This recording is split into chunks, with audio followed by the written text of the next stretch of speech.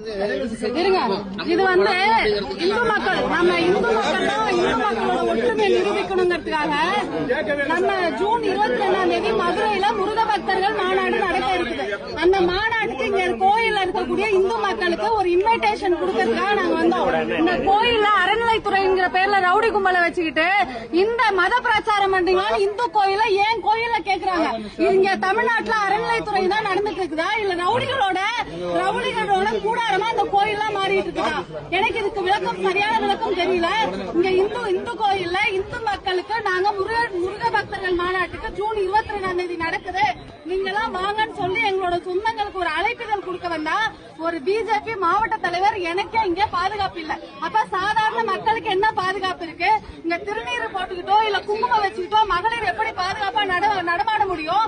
நம்ம தமிழக முதலமைச்சர் வந்து ஒரு அரசாங்கத்துல ஆதரவற்ற பெண்கள் படிக்கக்கூடிய பள்ளியில அந்த காப்பகத்துல ஒரு பெண்ணை வந்து பாலியல் வன்கொடுமை செஞ்சு அந்த காலை உடைக்கிறான்.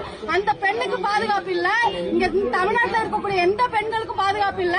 வீட்டுல இருக்கிறவங்கள கொலை பண்றாங்க. கொலை, கொள்ளை, கற்பழிப்பு, இப்படி அராஜகமான அரசு நடந்துட்டு இருக்கக்கூடிய இந்த காலகட்டத்தில் என்னுடைய இந்து கோயில்ல என்னுடைய மக்களுக்கு ஒரு இன்விடேஷன், மதுரை மாநாட்டுக்கு முருக பக்தர் மாநாட்டுக்கு 22 வாங்க அப்படின்னு சொல்றதுக்கு எங்களுக்கு அதிகாரம் கிடையாது.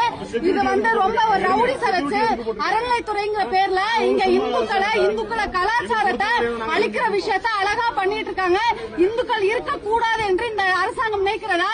இந்த அரசாங்கத்துக்கு இந்து மக்கள் தக்க பதிலடி இந்த முருக பக்தர் மாநாட்டில் நாங்க கொடுக்கதான் போறோம். எல்லா இடங்களையும் இந்துக்கள் எழுச்சியோட வீரத்தோட தான் இந்துங்கிறத உணர ஆரம்பிச்சுட்டாங்க. இவர்கள் எப்படி ஓட்டு கேட்க வராங்க, எங்க தெருவுக்கு எப்படி வராங்கிறத நாங்க பாப்போம்.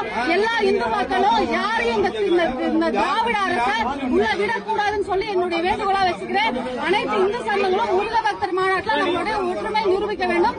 அனைவருக்கும் நன்றி, வணக்கம்.